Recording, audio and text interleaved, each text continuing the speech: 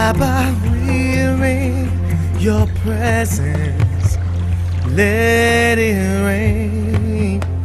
Oh, your rain. Let it fall on me.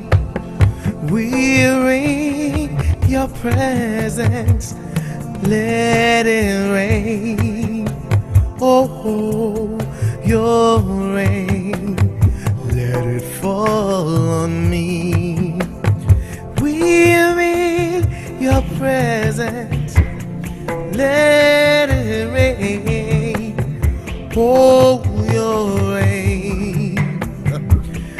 Let it fall on me. We're in your presence.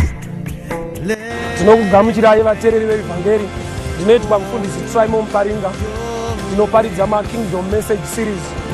Donzo redu nderekuti vanhu pfungwa dzavo dzivandudzwe vave neunderstanding yekingdom yaMwari, nokuti nhau yekingdom ndeyerelationship, ukama hwemunhu naMwari, isinei kuti unopinda kereke ipi. Saka tinokutendai mose munoteerera vhangeri. Haisi nyaya yematransfer kuti uchinje kereke yaunopinda, asi kuti inyaya yekuti your mind must be renewed so you can walk as a son of God in the kingdom. Nokutendai Mwari vakuitire nyasha zvikuru. Father, in the name of the Lord Jesus Christ, because of this message that has been preached today, may your mighty hand touch everyone that is emotionally having a plan against their lives. Thank you, Jesus. We cancel it in the name of whatever plan that the devil has upon everyone that is here. We cancel those plans. If there be any meetings that spiritual beings are having against their lives, we disrupt those plans in the name of the Lord Jesus Christ. In the name of the Lord Jesus Christ, give them joy, prosperity, peace, and harmony in everything they do. I decree and declare, I prophesy prosperity. We thank you for the evangelist's life. Increase him and increase them. And they shall be increased. Prophesy with my eyes closed and with my eyes open. Destiny is in somebody anointed by God to be your companion. In Jesus' mighty name. Chiprofita chakapera, zva deliverance zvakapera, kokungoti takapera mazviri. Hachingitwa ane vanhu kwavida kuti vaende. We all fall short of the glory. Whether unomira zvakadii kana pasina Jesu, you cannot qualification yekunzi muKristu, it's because of Christ. Without Christ you cannot. Kuti Mwari vakadanyika nokudaro vakaipa mwanakomana chakatotanga kuitika kufiwa kwacho. Saka iwewe kana wauya kuzonamata hausi kutsvaga kudiwa, uri kuuya kuzoita rudaviro murudo rwaMwari wacho anotokuda.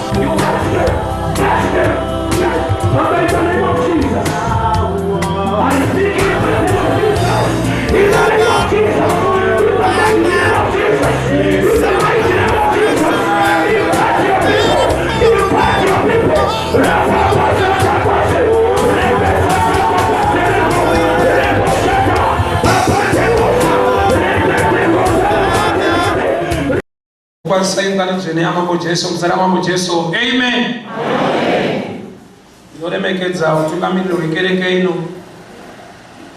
Ndinoda kuti kwazise vatungamiriri vedu nzvimbo ino muzara mambo Jesu. Amen. 2 Kings chapter 4. 2 Kings chapter 4. Nezinotayiwa pana 2 Kings chapter 6 na 2 Kings chapter 4. Novuga ndinongobata bhuku remadzimambo nokuti ndo identity yedu. Jesu ndi mambo wemadzimambo, inoti isu tiri madzimambo. Saka idzi inyaya dzedu idzi edzemadzimambo. 2 Kings chapter 4. Now a certain woman, the wife of one of the sons of the prophets, came crying to Elisha and said, "Your servant, my husband, is dead. To your knowledge, he was a worshipper of the Lord. But now the creditor has come to take my 2 children as servants in payment of his debt." Then Elisha said to her, "What am I to do for you? Say now, what have you in the house?" And she said, "Your servant has nothing in the house but a pot of oil." Then he said, "Go out to all your neighbors, get vessels a very great number of them. Then go in and shutting the door on yourself and your sons. Put oil into all the vessels. Put one aside when it's full. So she went away. When the door was shut on her and her sons, they took the vessels and she put oil in them. And when all the vessels were full, she said to her son, give me another vessel. And he said, there are no more. And the oil was stopped.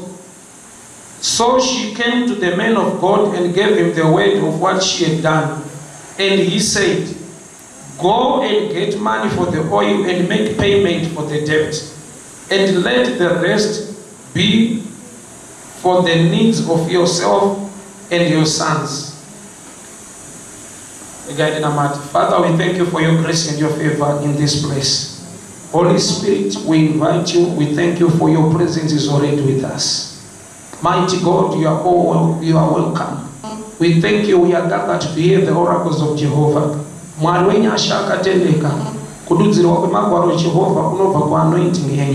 We pray for the anointing to speak the revelations of God in this house.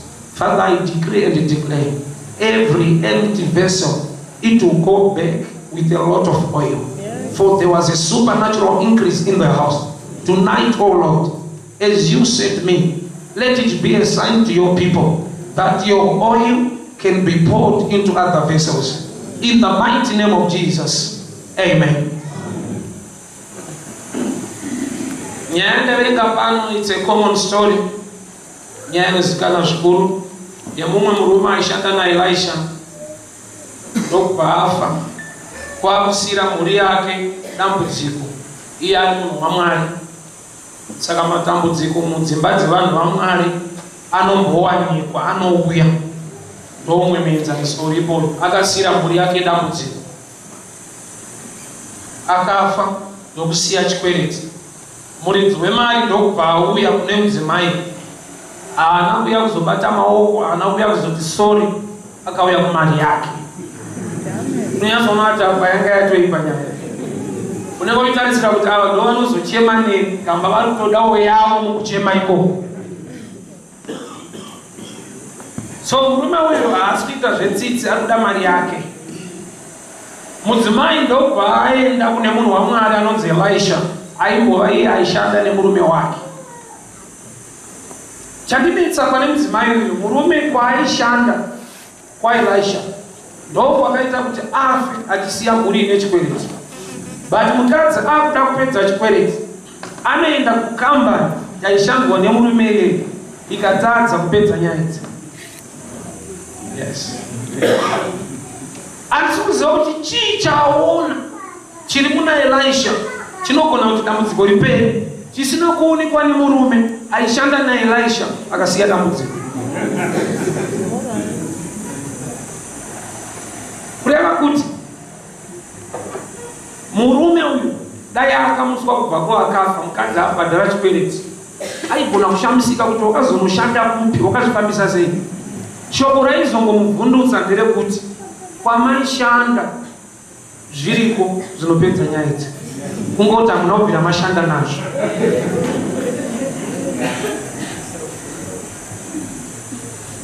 Saka mukadzi uyu kuenda kuna Elisha kupruvha kuti murume wake ane zvaakapotsa kuziva musemi area yaaiva,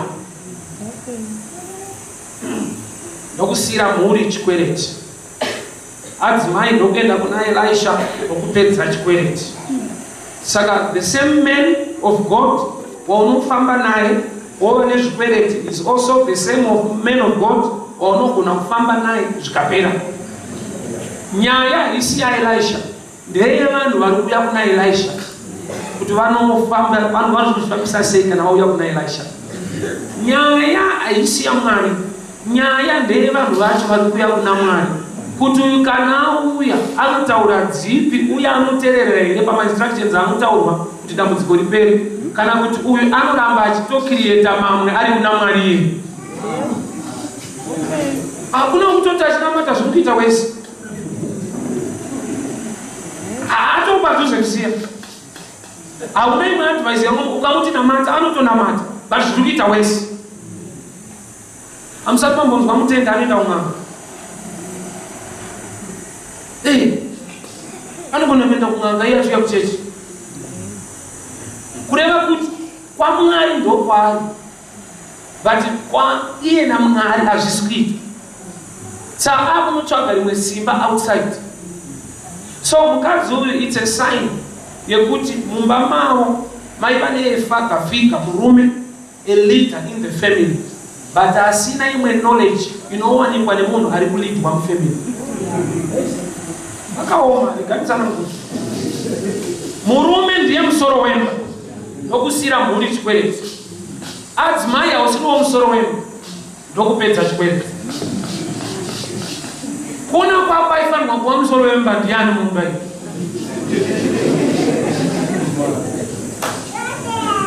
Aifanirwa kulidha imba iyi ndeupi? Anosiya zvikwereti kana kuti anozvipedza? Uri kupindura zvako.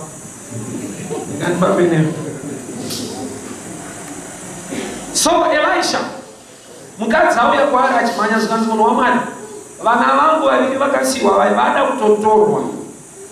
When I was praying about this message, Mwari wandiratidza this picture. Kune United Methodist nayo neMethodist in Zimbabwe, the pioneers or the founders of the ministry were brothers as well. Right. I have seen two men. One is John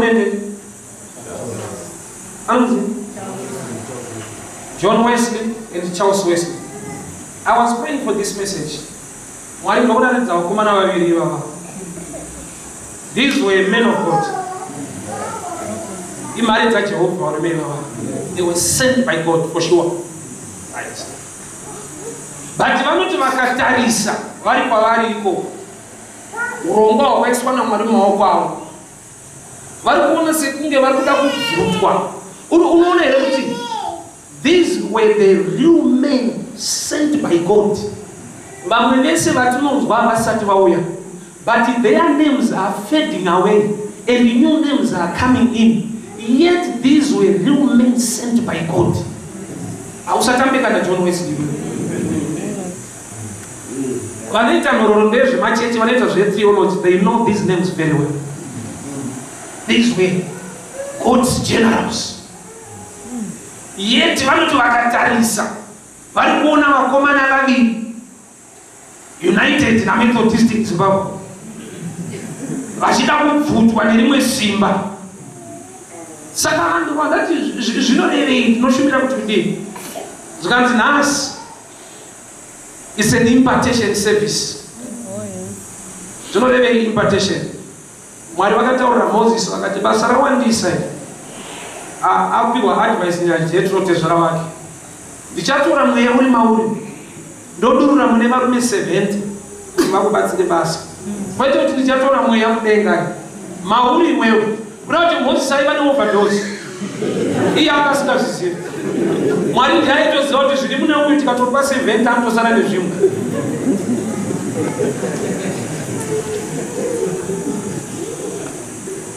Varume vari varida vachakaiswa naMwari mavari vaifamba vachishumira. They were great evangelists of Jehovah. Dzaiva mhari. Saka nhau yemafuta vakomana vaviri ndo vaenda kutorwa, but amai pavakaenda kuna Elisha ndokubva vaudzwa zano, endai kucommunity yamunogara munokumbira zvitini zvekudurura mafuta. Kana mazviwana motora mashoma ari mumba menyu, mashoma zvinoreva dambudziko, kuda kuti vari kudzidziswa kushanda neproblemu yavo. Tine vanhu vasina kusimba zvekuti havagone kushanda nedambudziko ravo, vanotiza dambudziko ravo vachipodza varishanda.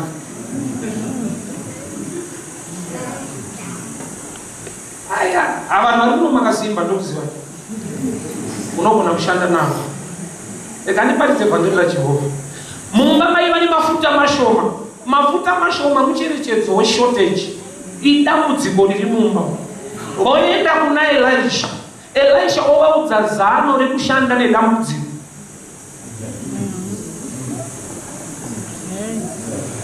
Rega ndikudzama, hakuna ministry isina dambudziko rayo, ungoda kupinda iko. Kwedu kune nyaya dzeko, muno mune nyaya dzemuno. Saka muchitoshumirwa vanhu vari muno kwete panze, kuitira kuti tifambe zvakanaka muno. Dai tiri right hapana nezvekushumira zvo. Iyo ikushumirana kuitira kuti tirurame pashedu muno kwete panze. Iyi haichadari kubhawa ndeye watinotopinda naye kuti anzwewo pfungwa yaMwari. Kureva kuti kumira pano tichishumira muno mumba medu ndokunga mafuta aita mashoma. Taakuda shoko raMwari pamusoro pemafuta aya kuti tichinje community. So pavakaenda kuna Elisha vakanzi endai munokumbira zvitini mucommunity. Kureva kuti mafuta awo mashoma, oil iri mumba iri suppose kuaffecta zvitini zviri panze. That's how I saw John Wesley na Charles in Revelation. Kuti chiri mavari is to affect the world to know God. Zvakuti izvozvo ndo zvavakatumirwa naMwari. Ivo handita unobvira wakaona, but chii chakaita kuti zvisvikewo kwauri is the anointing yaiva mavari yavakadurura mune vamwe vakafamba nevision iyo. But vari kuchema kuti kune vaakuimisa. Ngatiparidze. Mafuta munokumbira zvitini panze. Problem yezvitini ndeyekudaiso. Nharaunda yaunogara ndo nhamba yezvitini zvaunowana. Ukagara munzvimbo diki unowanawo zvishoma. Ukagara nzvimbo yakakura nokuti akapiwa an open check kuti unonokumbira as many as possible. And unokumbira as many as possible. Kureva kuti chingangokuaffecta pa as many as possible kwaunogara kwacho. Ukagara munzvimbo diki unowanawo zvishoma. Ukagara nzvimbo yakakura unowana zvakakura. Is one point. Number 2 point. Namba yevanhu vaunotaura navo vo vangangokupa access kuzvitini nokuti haungazotangira nyaya pachitini. Kurati community inogona kukupa zvinhu kana wagara une link necommunity yacho.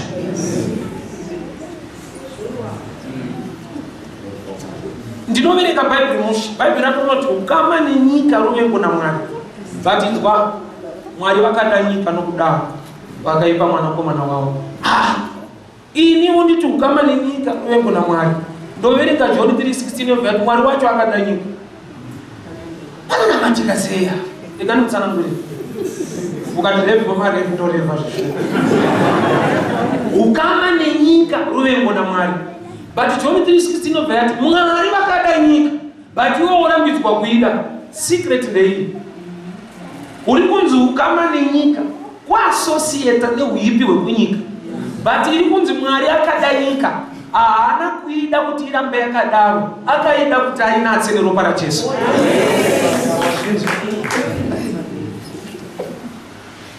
Saka pane love yatinofanirwa kuofa kunyika. Kwete kuti tiri kusapota uipi uri kunyika, but to win them to come to Jesus. Kunoparidzira nzenza hakusi kusapota zviri kuitwa nenzenza. Kuti azivewo Mwari watakatenda aponeswe. Saka pane love yatinofanirwa kushowa kumunhu ari kunyika, but ichibatwa nekuda kwekuti azive Mwari anoponesa chete. Kwete kuti ndiri kumuofa love as if ndiri kusapota kutamba kwaari kuita kana kurarama kwaari kuita. Mwari vakada nyika nokudaro havana kugumira pakuida ndokubva vaipa Jesu. Kuda kuti love yaMwari ndeyekuhwina nyika kuti iuye muutsvene hwaJehovha.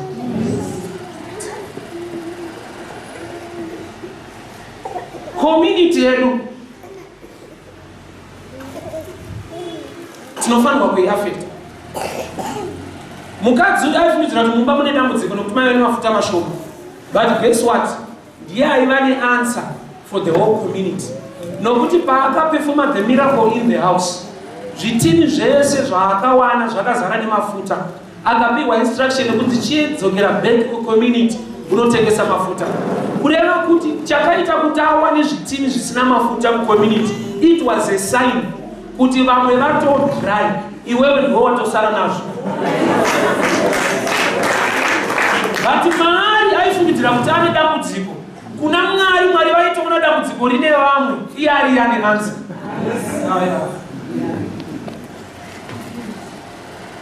Mukadzi pakuenda kunochema kuna Elisha ari kuti mumba mune problem. But pamberi paMwari problem iri kuma next door. Mumba ndo mune solution. Nokuti ukaenda kuma next door chitini chawo achina mafuta, iwo ako atosara mashoko. Kureva kuti ndiyega anga asara nemhinduro mucommunity yo. Maonero uri kuita dambudziko rako unofunga uri kushaya ziso remweya. Saka pauri riri dambudziko kuna Mwari harisi. Mwari vanogona kushanda neproblem yako. Kureva kuti problem yako angangova malambo ekupinda mudestiny yako. Enda mucommunity unokumbira zvitini ndokuenda akanopiwa. Pandokuvapiwa instructions kana wazviwana uvhare po. Nyangwe vakupa zvitini usavatendere kuona yauri kutamba mukati. Privacy. Ndozvimwe chete naFather of Faith uri manunzi Abraham. Mwari wamutuya nemwana wako kugomo chiri chibayiro. Akakuudza Sara saizvozvo. Akati kuna Sara tichamboenda nemwana kunonamata. Even varume 3 vaakafamba navo vakati we are going to worship. We'll come back. Sei murume asiri kuparidzira vanhu chokwadi chekuti Mwari vati ndive nemwana ndiurayi. Kureva kuti faith ine imwe element yainonida kuti ufambe muprivacy, kuti ugone kufamba muri faith. Nokuti inzwa Abraham akaudza varume 3 vainawo kuti ndiri kungonocheka mwanawo. Vaigona kumubata vaisi. Baba mungadaro ndi gagaishmaira basisina izvozvo. Wese akaudza Sara anonzi 9 months unodzidzisisa. Kuna mata why kwekuti saka Abraham is a father of faith. He knows kuti nyangwe ndakaonana nemudzimai wangu but level yedu yekutenda hatifanani. Sokuti dzimwe nyaya inofanirwa kumuvanzira nokuti dzakanakira iye but anogona kudzirwisa nokuti azive kuti dzinobuda kuma sei.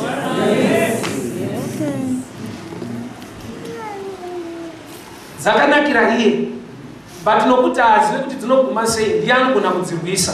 Nokuti blessing iri kuya pana Isaac hakuna mubereki asingatoti mwana wake akomborewa.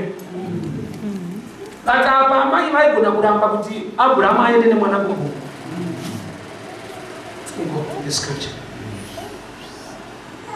So mukadzi auya mumba ndokuti akadurira mafuta.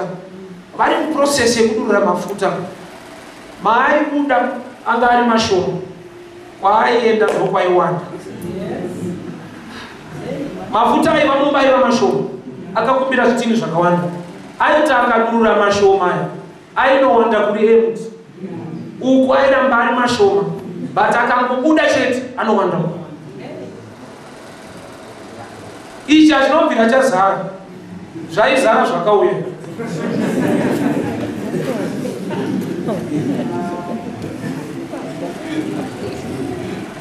Zvitini zvakumbirwa ndo zviri kuzara. Ichi chinomba chinoramba chine zvishoma. Saka ndoda kuti uone picture iyi. Kuri kuti kwazvakawanda uri kunyatsokuonera.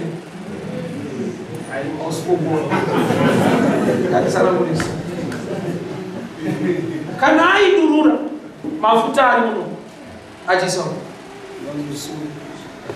aidurura mafuta kubva mukontena akumbira zvitini zvakawanda mucommunity. Zvanzi kwaidurura ndokwaizara. Pouya chimodurura chozara. Kureva kuti the true picture mafuta aya haasi mashoma. Ane problem yekusarurwa chete.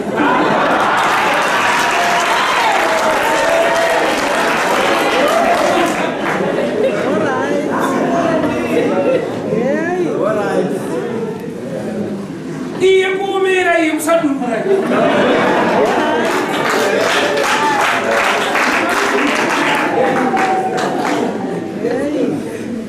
Ungamudaro une mari yakawanda but kungoti haugone kudurura life yevanhu vanotambudzika. Saka uzoziva kuti yakawanda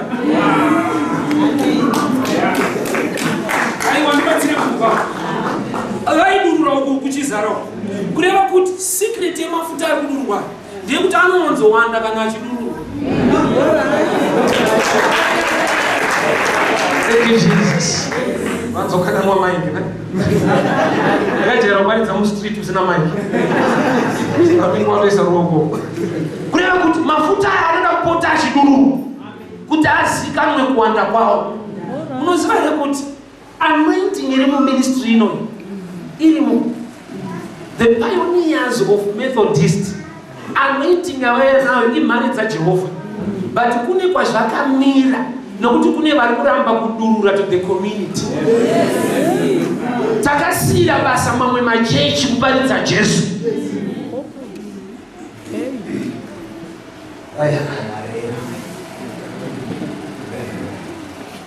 Zanzi murume arikuda kutora vana ava kuti dzive nhapu. Haana tsitsi. Kureva kuti chakaregesa kuti vana vasatorwe senhapwa, amai vakadzidziswa kudurura mafuta. Kureva kuti secret yesuccess yechechi ndokunge chechi ichidurura shoko mucommunity. Mwari anoiwedzera kukura nezodzo neminana nesika.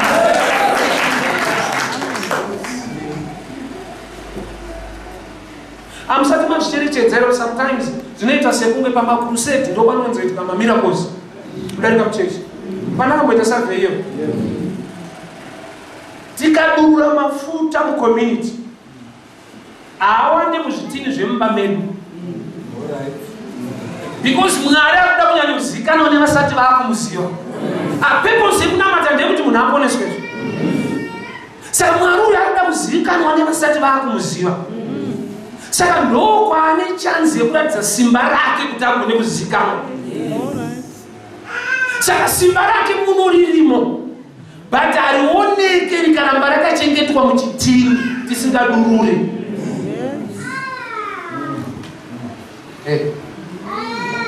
So akadurura muzvitini. Zvanzi akabva abvunza mwana wake kuti ndisvitse chimwe. Mwana ndokubva ati zvapera, mafuta ndokubva amira. Haipapa ndopandada, mafuta haana kupera, akamira. The oil stopped. Harina kuti the oil was finished. Pane kachirungu kakanaka ipapa anobaridzi. Kurati waya mafuta haachinje level yawo, anochinja state, anofreeze. Ngozi ukanzwa kuti akamira, kurati the state changed, haana kuramba achiflowa zvitini pazvakapera. Chakava chi-ice. Uchaona kuti pane rimwe simba raMwari rakangomira so. Kureuta unotoziva kuti Mwari unombozvifila uchiimba so kuti Mwari Mwari. But unongonza chiri chigodo. Nasi. Aya. Mafuta anofanirwa kuenda. Mafuta anofanirwa kuenda nokuti mafuta ebasi. It's the anointing that breaks every yoke of bondage. Ndakati it's a great challenge or it's an insult kuti unenge uchinamata chechi ina Mwari, but unoshandirwa kune imwe chechi inonzi ina Mwari waunonamata futi haina ndoni zvinyazoita musha. Kuti unonamata Mwari but kana zvanetsa unopinda imwe futi ina Mwari waunonamata iye. Saka kuda kuti kuburitsa pachena kuti kwenda haspidi, but iye anoita. Ndozvozvoreva. Indaimboshandirwa ndaenda kumaapostoli sandatendeuka. Mapani kunoshandirwa. Sandozvinzwisisa. Munganga ndakaenda ndikanoshandirwa, saka ndinozviziva zvese. Kushandirwa inenge yalevel yekuburitsa pachena kuti at least uyu pamwe ndiari kutaura naMwari pamusoro penhau dzangu. Ini naMwari wacho pamusoro penhau dzangu hatitaurani. But uyu anogona kuudzwa naMwari zvinhu zvangu. But ini naMwari kuti titaurane zvinhu zvedu zvaramba. Ndozvinoreva kushandirwa. Kuti wabvuma kuti Mwari neni hatipindirane but nevamwe vanogona kutaura ndikanzwa nyaya yangu. Zorwadza.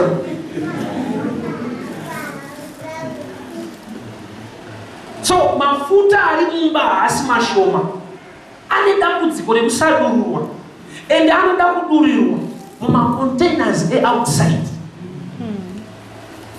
Simba raMwari mukereke yaJehovha ririmo, but riri kudawo kudururwa to the community. Saka rakaramba rakatsikirirwa rakachengetwa mukati. Rikaramba rakachengetwa, kune zvinotimukira as if zviri kuda kutiita nhapwa. kamba tisu takatadza kushanda nemafuta edu hatisi nhapwa. Murume uyu imba yaari kuinga imba ine solution, but ari kuuya as a problem, kureva kuti pakatotumwa dambudziko kuti vanhu vazive kuti ndivo vane kanza. Amai ndokubva vamhanya kuna Elisha munhu waMwari zvinonzi kune murume ari kupenga ari kutoda vana vangu vese vari 2 vada kuitwa navo. Saka ndoda kuti chiono chemunhu waMwari kana kuti chevanhu vaMwari hachifanirwe kumira, nokuti hachisi chiono chevanhu, chiono chaMwari chaiva muvanhu. Saka hakuna anogona kumisa pfungwa yaMwari, hazviite. Hakuna anogona kumisa chiono chaJehovha, but aripo anogona kuita kuti chiono ichocho chimbofreeza for a while. Mafuta anetsika kuti zvitivi zvikauya anochinja state, anova muliquid form area, zvikapera ochinja futi state ofreeza. Chakonzera kuti amire, sanzi vanga vachitaura mumba kuti zvitini zvapera, kuti mafuta acho anenge anonzwa kuti vari kutopimba muno. Ndo problem yesimba raMwari. Simba raMwari rinogona kumiswa nezvatopota tichitaura muno.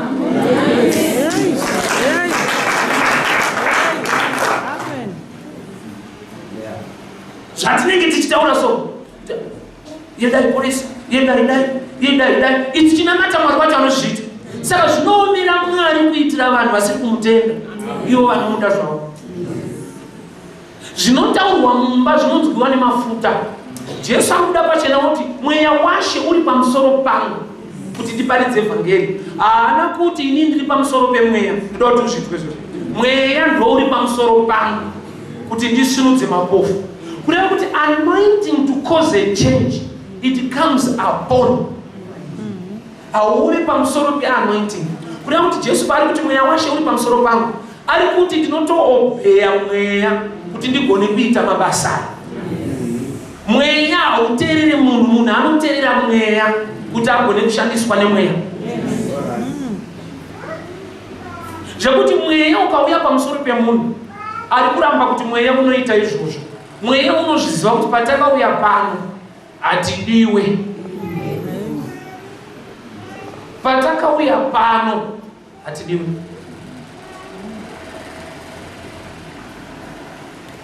Saka mweya washe uri pamusoro pangu kuti ndisunudze mapofu. Saka mweya ndouri pamusoro pechechi. Chechi haisi pamusoro pemweya. Mweya waiwa pamusoro paJesu. Jesu anga asiri pamusoro pemweya. Kuna kuti 29 years aberekwa achitofa paso asati aenda kuna Johani. Munoziva here kuti Jesu musi waakatanga kunzi this is my beloved son, hausi musi waakaberekwa. Musi waakanobhabhatidzwa naJohani kuJorodhani, denga rikazaruka, Mwari vakati ndiye mwana wangu wandinodisa. But paakaberekwa naMary hazvina kutaurwa. Why? Nokuti paaberekwa naMary was a child, but paaberekwa mumweya naJohani is now a son. Only sons can carry the anointing, not children. Itwa Jesu uyu achiberekwa mwana waMwari wozveshuwa, but nokuti asati amature to be a son is a child, he will never carry anointing to cause a change. Saka azvimuite musatanist, zvinongomuita Jesu asati ane mweya. Saka ukanzwa iye aitotaura kuti mweya washe uri pamusoro pangu, wanga wauya rini? Paakanyikwa naJohani, denga rikazaruka, mweya mutsvene akadzika senjiva.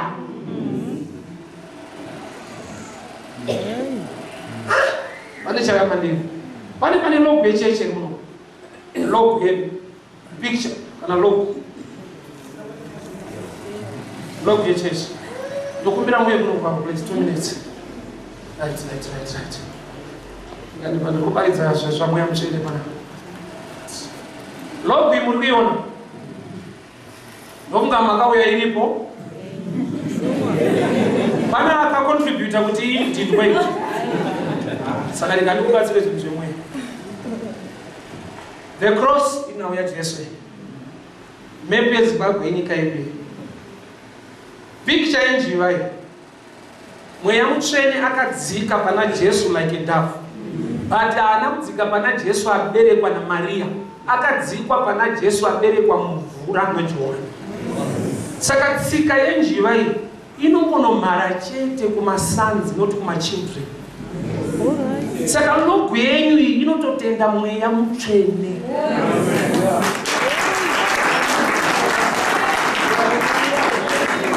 Varume vava ndavaona so. I'm not a prophet. I work with the word of knowledge, revelation. Ndavaona varume vaviri ava. Saka ndaverenga text yekuti pane vakomana vaviri vadotorwa senhapwa. Ndavaona inini. John and Charles. Vakati ingawani the vision kana ukatarisa the law. Mweya takautenda kuti ngaudzike uite simba remuchinjikwa panyika. Mwana mudiki haende pamuchinjikwa, kunoenda Jesu akura. That's why pakaiswa muchinjikwa nenjiva, kureva kuti unoinga masons akauya kuzoita purpose yecross. Izvi ndo zvatakatenda pamwe vasati vazviziva, ndo zvedu muno tinotenda kudzika kwamweya mutsvene anokoza a change mulife.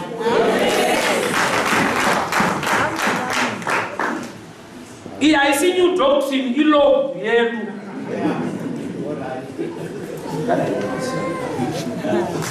Sometimes it is sensitive, but you want to do that wrong. Ndikataura zvepanze kuti kuudza zvekwenyu zvemuno.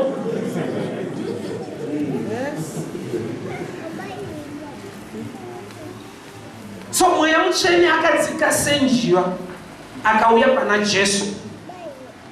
Auya pana Jesu ari kubuda mumvura abhabhatidzwa naJohani.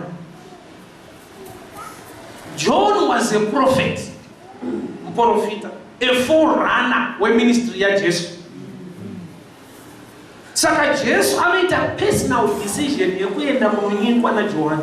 Jesu aiendeswe naMaria naJosefu. Kuchechi ndoko aiendeswa nevabereki. Ukavhura kuna Luke chapter 1, chapter 2, chapter 3. Maria naJosefa vaipota vachienda naJesu kuJerusarema kuchechi. Pane imwe nguva vakatombomukanganwa vakaenda kumba vakazomutsvaga futi vakamuwana muchechi. Nokuti mwana, a child, anoendeswa kuchechi, a son anoenda kuchechi. Saka tiri vamwe vachiri palevel yechild zvekuti anongoenda.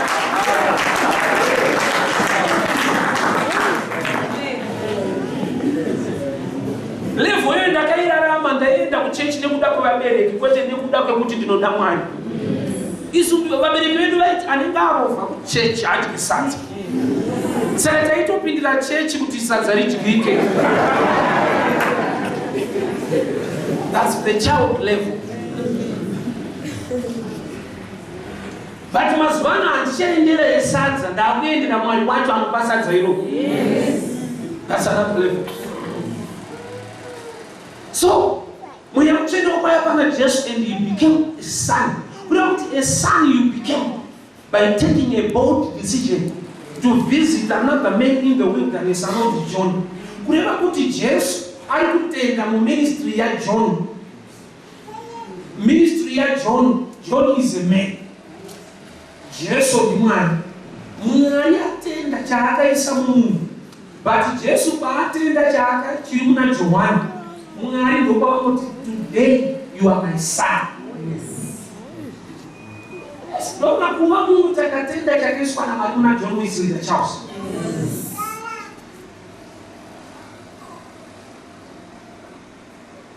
Durai mafuta mumba.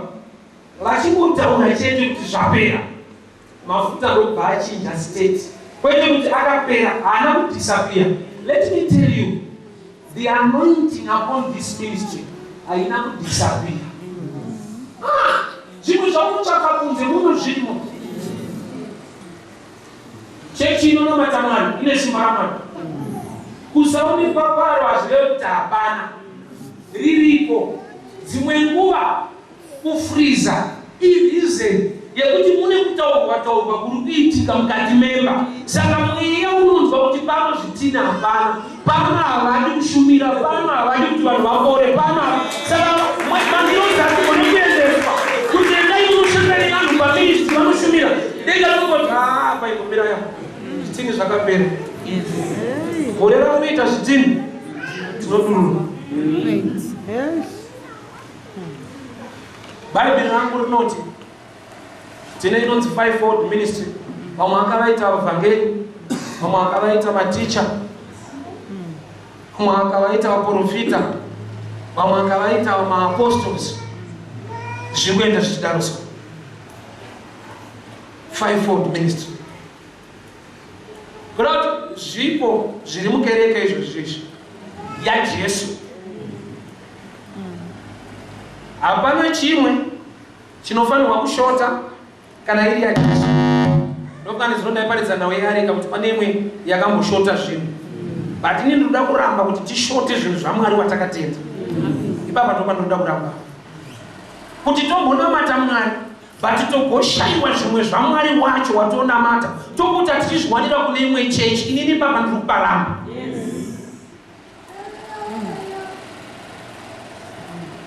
Mwari watiri kunamata kana ari ari kunamatwa panext door nevamwe nezviri kuitika ikoko, muno Mwari iyeyu anofanirwa kutiitirawo. Ndopfungwa yandinayo varume mukati mechechi kuti Mwari watonamata hatingaite kunonzwa kushamisa kwake panext door. Kana ari mumwe chete Mwari watonamata iyeyu muno munofanirwa kuita zvitini zvinowandawo mafuta muno. Saka ndopata sikuri kuti hamuna simba ririmo. Saka ichinzi revival. Revival hazvireve rival, hazvireve kumukirana, zvinoreva rumutsirudzo. That's why Jesu akagara patsime raJacob akaudza mukadzi auya zvikanzi, yamuri kunwai munoramba kuchinzwa nyota, ini ndini mvura chaiyo. Mwari ndiye Mwari waJacob. But agara patsime raJacob anoudza vanhu kuti yaJacob hai. Hakusi kumukirana, yarevelation iri beta. Kuti iyo mukanwa munoramba muchinzwa nyota, but ukanwa mandiri haunzwe nyota zvakare. Hakusi kuti Jacob aiva musatanist, aiyo akangocherawo zviri temporal. You need a better revelation. Yes. Amen. It's a revival. Pane rumutsirudzo runodiwa mubody of Christ. Pane zvinenge zvichitsikirirwa zvinofanirwa kusimuka. Pano tinofanidza pfungwa yaMwari kuti kuda kwaMwari kuitike. Pane somwe ndakanzwa inoti ita zvaunoda muponesi. Makamboitwawo? Iye mweya musvene anofanira kuita zvaanoda mukereke yake. Mari panetsa ndepekuti anogona kuda zvatisiri kuda. Isu taimba song iyo. John chapter 2 waini yakapera, vanhu vaenda nechichemo kuna Jesu, ndokubva vanzi tutai mvura. Itawo zvaunoda muponesi. Ada kuvaponesa akuita zvaanoda manje. Vapererwa newaini zvikanzi cherai mvura. Vakatuta mvura musi uyu varume vakasimba, vane faith. Vasina kusimba vakati hanzwe hatina kuti water tati wine. Kuda kuti rwendo rwokutenda rwakuda vanhu vanoziva Mwari wavo. Chichemo chaapiwa ndechewine but akututisa vanhu water. Adaiwa ipapo waituta here. Pashota wine moenda kutsime munotuta mvura. Mune shortage yewine. Kuda kuti vanhu vakanotuta mvura vanhu vane much faith munari kutaura kudarika zvataurwa. Faith yako ikavapa nyaya ikasava pamuridzi wenyaya inosheka. Nokuti inzwa dzimwe nyaya dzichataurwa hadzipindirane nenyaya yauri kuda, but nokuti watenda ari kuzvitaura zvinopedzisira zvapindirana. Haina kuzowanikwa here waini yakawanikwa. Panga panotutwa waini here kwete. That's why Mary ane deeper revelation akadzokera kuvanhu akati itai chero zvaanenge ataura, whatsoever he says. This is a great revelation in the Bible. Kuti sometimes Mwari vanogona kutaura zvisingapindirane nenyaya yawataura, but chichaita kuti ugone kuvateerera inyaya yekuziva kuti ndiMwari vari kutaura, vakarurama, vakatendeka, vaite mistake. Whatsoever he tells you, do it. Kwakataura zvinoita sekunge zviri against. Let me show you in John chapter 2. Zvakatoitwa naJesu Baba, it was more like against their culture. Nokuti zvitini zvakashandiswa kuperforma miracle zvaifanirwa kushandiswa for rituals as the Jews vauya pamuchato vaifanirwa kugeza tsoka nemakumbo nekumeso muzvitini zvaiva panze kuda kuti tsika yakaripleswa nemiracle. Ko Mwari akada kuita miracle but achiriplesa imwe doctrine, tinobvuma here?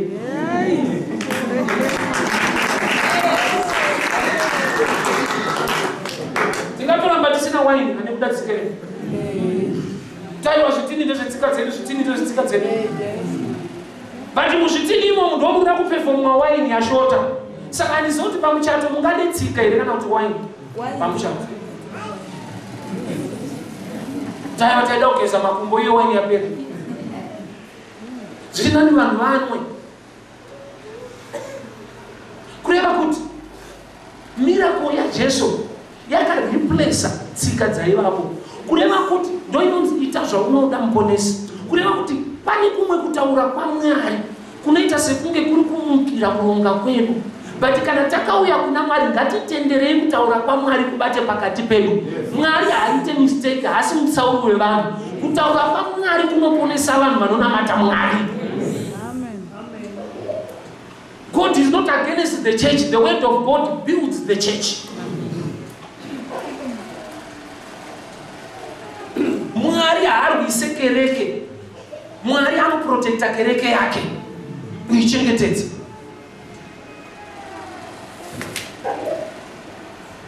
So mafuta aidururwa mumba vanhu vachitaura. Saka kutaura apa ndomada ndingobata mushando. Chavataura ichi ichokwadi kuti zvitini zvapera.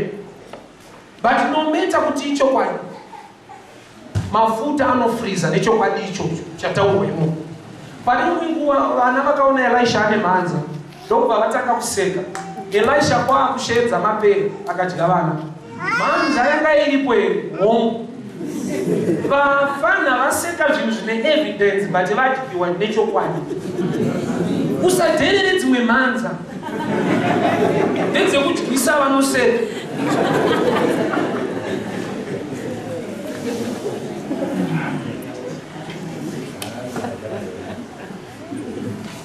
So the community is dry and the answer is in the house yemukadzi uyu. So this woman represents a church and the two sons represents the pioneers of the church. Zvekuti paari kuenda kuna Elisha akutoziva kuti haana problem, ndiye ane solution. Haana problem, ndiye ane solution for the community. Saka chienda mucommunity unotitorera zvitini. Kana paakapedza kudurura zvazara, akaenda go back to the man of God. Kuna Elisha ndokubva asvika zvikanzi zvamo mafuta amo, zvikanzi go and sell. Kuti akava negrace again to sell. Akatanga ave negrace to perform a miracle. After the miracle ndokudzokera futi kumunhu waMwari ndokuwana nyasha dzekugona kutengesa mafuta acho. Ipapa ndo panonetsa kuti munhu anamatirwa pazvinhu zvake zvawanda, haagone kuuya kuzotaura kuti zvawanda. Angatozouya kana zvaakushota kuti I need a breakthrough. Zvazvambosumuka but zvine zvaakushota, I want a breakthrough. Ko chambokonzera kuti zvimwe zvinhu zviite breakthrough muzvinhu zvako chii? Haana kunge adzoka. But this woman akaenda kuna Elisha. Elisha akamupa the grace to go back to the community and sell the oil. Refu vanhu vanga vachitenga nokuti ari kutengesa ane nyasha dzacho. Handizivi kuti vanhu mari vakaiwana kupi. But munhu ari kutengesa uyu ane nyasha dzekuti atengese community. Kuda kuti mafuta aya nekuti ndeyaJehovha akaenda mucommunity haashaibhaya. Mwari akazodza vanhu vake vakaenda mucommunity havadzoke nyika isina kupona, nokuti vanenge vatakura shoko rine zodzo rinobatsira nyika kuti iponeswe. Hakuna munhu angava against the gospel of God. Let me give an example. Murume andofamba naisumuka ari. This man is a Muslim. Friday anoenda kuchechi yawo yemachawa. Saka achinzi ari Muslim. Chaita kuti afambe neni, I preach the kingdom. Amen. He now loves Jesus. it's not easy to convince a Muslim. Akarerwa muchimuslim, kuchimuslim vanorerwa kubva vari vachechi vachiverenga mabhuku echimuslim zvekuti kuzomudza Jesu, it takes that time. But sei zvakaita sekunge zviri nyore kuti Jesu wanotaura ini namubvume kudarika zvaairerwa achiudzwa. It takes the anointing. Amen. Rigaria yacho yechimuslim anakotu yechiwacho nezvinopfekwa zvacho anazvo iye muchawa chaiyi. Every Friday na 1 vanoenda muchechi yechimuslim ari muno. Mazuva esati aya kuno kudinai kumbizo stadium akatera ndadatokanga nomwe suti kumba ndakatoenda kumba akanotora imwe suti akatera kumbizo stadium muchawa.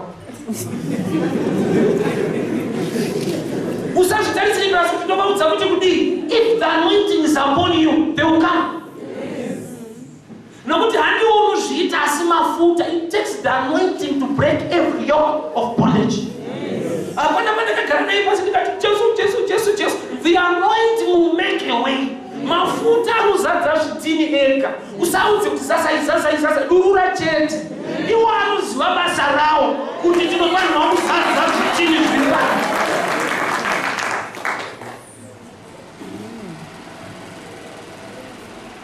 Masimba Songa. Let me help you with the examples of life. Remember when last time ndakauya naye ndiano editor Simons aune kudini. He started with me long back, maybe about 5 years, 3 days. There is a man in Australia. Agango sundwa na mwari to partner with us. Dog bandit ukomana anokuseva Masimba. Anoedita wewe. Akazvidzidza izvo zvaanoita. Ndikati no, anongo sacrifice because anoita electronics. Saka anongo sacrifice kubatsira.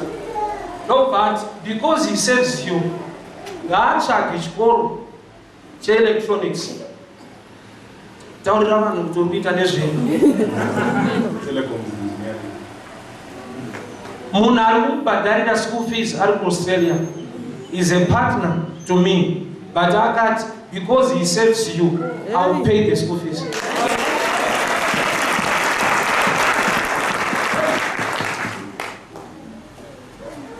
Kusubmita kwaakaita kwandiri, the flow is now going to him. Amen. Handini ndakaenda kune murume ari kuAustralia kuti batsira vanhu vandinofamba navo. Because he is serving. And God honors a man doing the service. Ini nandaigona kunotora mari kachimubhadharira chikoro God ndine vana vangu. But because he's my spiritual son, the spiritual side will make him. All right. Sit down.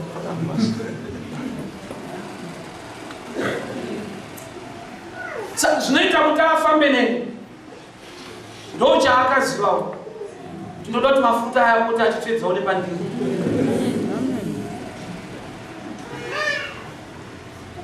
So the same man ndinogona kuti ndikasvika pane vamwe handigone kuaffect, handigone kuzadza zvitini zvavo, but ndikaenda mulife yaMasimba I can help you. Sei zvichidaro because he saves me. Vanhu vanotomuona achindiseva vanototi unoramba achiteera munhu, but haasi kuteera munhu, ari kuteera vision yaMwari iri mumunhu. Imagine dani asingaparidza kuti ifamba tese. So the real thing I know, he doesn't follow me, he's following the vision of God in me. So he's serving the vision. So because he's serving the vision, God honors that.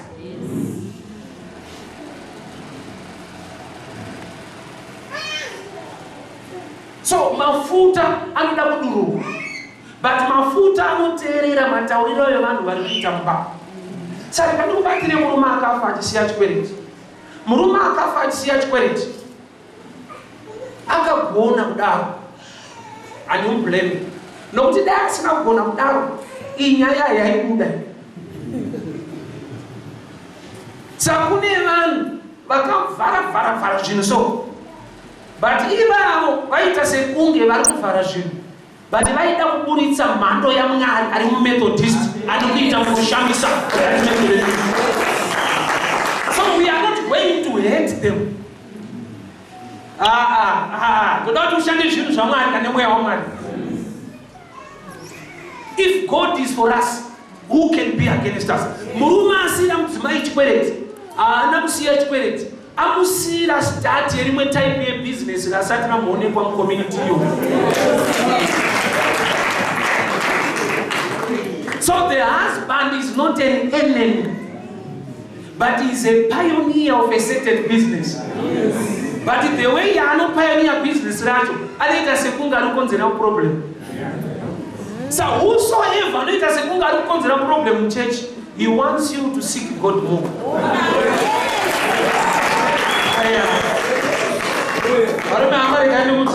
On Monday I was preaching to Anglican. What's that? 6 Anglican. Vanhu vandaiparadzira kuAnglican, vanhu vanga vakamunozwa maproblems avaAnglican, vanhu vanga vakadzingwa mumain church, savaipindira pachikoro pane kamuna musasa so. So now they are back in the church. Andikoka kunoparidza ndakaona the way they were now singing, they were now praying. God ministered to me.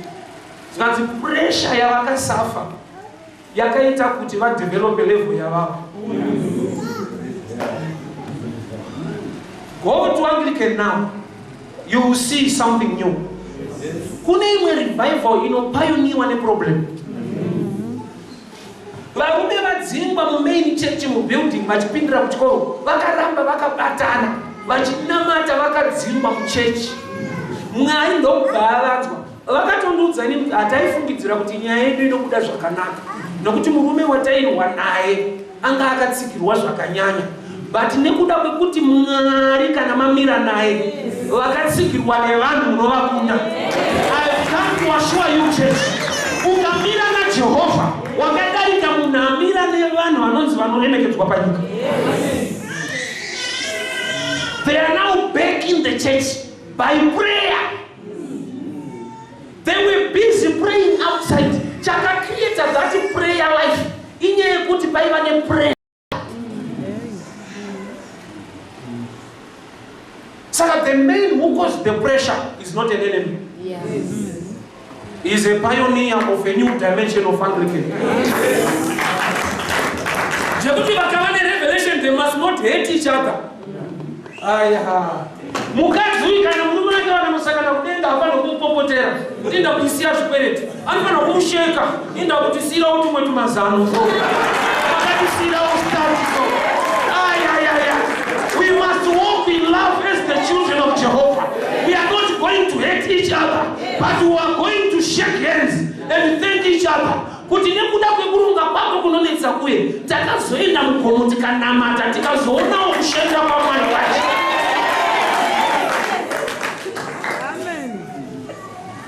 Type hiyo inodiwa inonetsa so mapioneer imwe level ya anointing.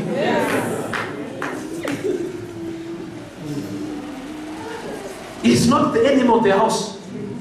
Kuna kuti problem yavazhinji vedu. Andikuona mukadzi akauya achicomplaina kuti murume akandisira chikwereti. Elisha ndokuziva kuti spirit ine mukadzi uyu habatsiriki nokuti already ari kublema murume akatofa. Saka rega ndichindimudzawo kuti enda unokweretawo mufanani. Handitaka kusira chikwereti, iwe chienda unokwereta zvitini. Ndoda kumufananisa aya. Chikweretawo muone kuti mese muri type inokwereta. We all fall short of the glory of God. So it's high time we must treat each other as brothers. It's not the time to fight. We must unite as the body of Christ.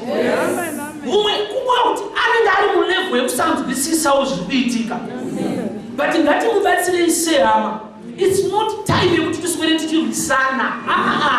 The vision of Methodist is to spread the word of God, not to cause divisions.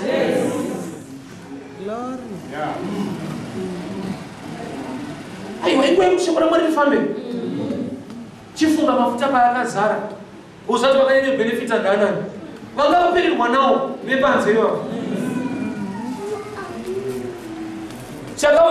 mumari chakaenda kuma next door mafuta kuda kuti vanga vanzwa nekudya wakadaro banza muridzi wemafuta achichema anawo futi mukati kuda kuti dambudziko riri panze ringangodaro riri mukati mechechi aiwa dambudziko riri panze ringangodaro richikonzerwa nemukati mechechi kuti handisi kugona kushanda nemafuta enyu saka community inoramba iri dry. I remember ndichiona imwe documentary yaWesley achifamba nebhiza achiparidza bhiza kwete band bhiza ane bhaibheri rake ane bhiza so John Wesley achiparidza aizve anotoda kuti shoko rifambe nayo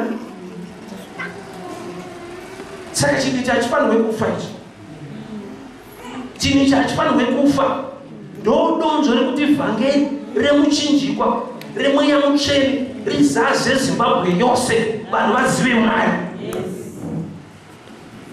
So murume uyu haana kusiyira mukadzi problem. That's why Elisha ati iwewe chimbokweretawo unyatsozwa kuti kukwereta haisi problem but kusaziva zviri kuita muzvikwereti ndo problem. Murume wako aikwereta iwewe chienda unokweretawo nokuti kukwereta haisiro problem yakakusiyira but zvekuzoita kana pane zvikwereti ndo dambudziko riri mumba. Saka uyakwereta zvitini ndobva audzwa zvinoitwa nemafuta ari mumba mavo. Kurati imba yega yega ine mafuta ayo. Imba yega yega ine mafuta ayo. Imba yega yega Jacob achiropafadza vana vake the 12 tribes mumwe nemumwe aiva nechikamu chake. Zvipo zvamweya mutsvene zvakasiyana siyana. Kureva kuti we must discover our gift as a church and we must make sure we utilize it. Tinofanira kuishandisa to the maximum. Nokuti chipo chakaiswa muno naMwari hachiwanikwe kune imwe chechi ndechemuno. That's why ukaenda kuna Revelation zinonzi there were 7 churches ages and there was an angel sent for every church. Kureva there are spirits sent for every church. Kureva kuti as Methodist there is anointing as Methodist to affect the world. Iyo haifanirwe kumira. Kana tikasazikanwa pane zvimwe tichazikanwa pane zvimwe. I don't want the church to be quiet. Nyika ichiparara. Yet maybe engo yedu ndo yasara to affect the world. Let me show you. Mamika akaita Methodist. Strategy yavainayo. One is for nine. Maybe it's better. I don't know. Kureva kuti Mwari Jesu achiparidzira vanhu John chapter 5. Akaparidzira vanhu vakawandisa ndobva aziva kuti muridzi webhoti randaparidza iri haritende zvinabata. Ndobva ati iwewe chipinda ukati. Peter paakabata ndobva auya kuzogadzira Jesu kuti ndiregererei ndimutadzi. Urakaitoziva kuti anotendeuka nefishi. Anotendeuka neshoko. Saka pane zvimwe zvinoitwa naMwari kune imwe ministry vachinoziva kuti muzvikoro imomo ndoba muchawanira vanhu vedu. Ayo ukasaziva area yako unopinda mucompetition kwete murevelation. Alright. Waro weMethodist wakamira sei tiregere kumisa kufamba kwemafuta. Chechi ina haisi kuzokopa dzimwe iri kuita zvayo zvakataurwa naMwari muno. Kuna mata haisi competition. Vamwe vazodiwa. Let's master in our own gift as a ministry. Yes. Amen. Kana mune chipo chekupa mafuta community, ipai community mafuta. Musaipe hupfu kana wheat, ipei mafuta ndo ministry yenyu. Kana mafuta yenyu ari ekubikisa vapei ekubikisa. Kune imwe ministry nemafuta ekuzora. Saka zvipo zvinosiyana. Problem yataita, we are looking at other churches and ta create a jealousy and competition and taakunza madoctrines outside to suit the outside. We are not developing ourselves. Yes. Kutaura mirangu.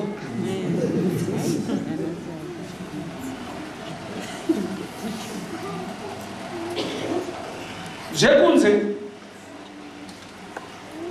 zvawaona kunze nezviri muno mukati zvinosiyana, zvipo zvinosiyana, zvatakadanirwa naMwari kuti tiite muministry zvinosiyana.